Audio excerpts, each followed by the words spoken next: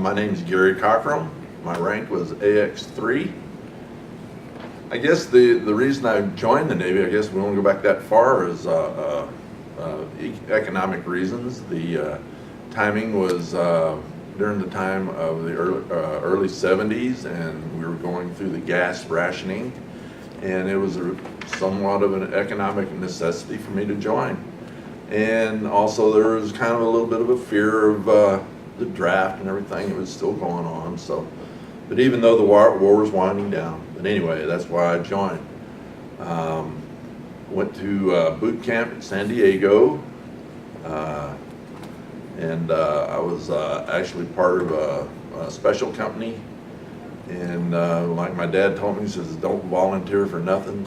First thing I did, they got us lined up. And does anybody here have any experience with musical instruments or any kind of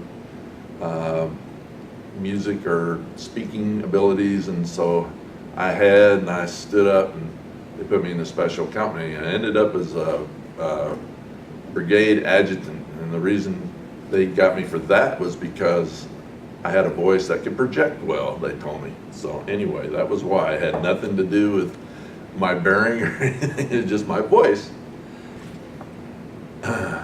Well, I was what you might consider a hippie, I guess you'd say. Had long hair and everything, so I had to get my hair cut. My dad told me, you better get that hair cut. And of course, I wasn't the only one that was in kind of the same boat. I remember one of the funny things, this guy, he's going to try to be a smart ass, and he cut half his hair.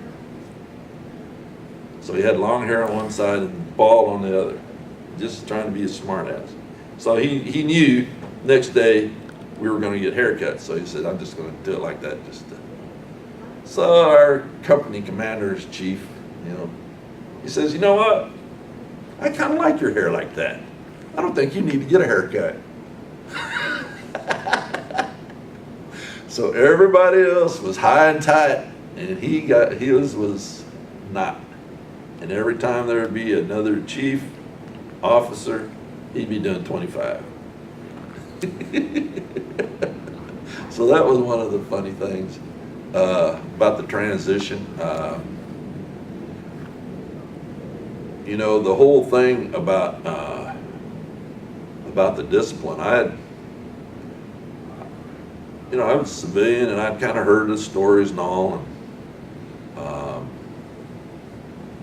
getting up at 5 a.m. I think was like the hard part for me, and going to breakfast and all that, and starting that kind of life. But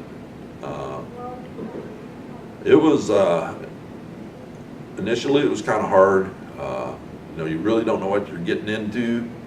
A lot of fear about, don't want to screw up, don't want to have to do this or that. But I think, if you use your head, started kind of figuring out the system, that was the main thing. It started becoming easier and easier, and then by about the time I was done with boot camp, I was pretty well acclimated towards the military life and knew I could probably handle it.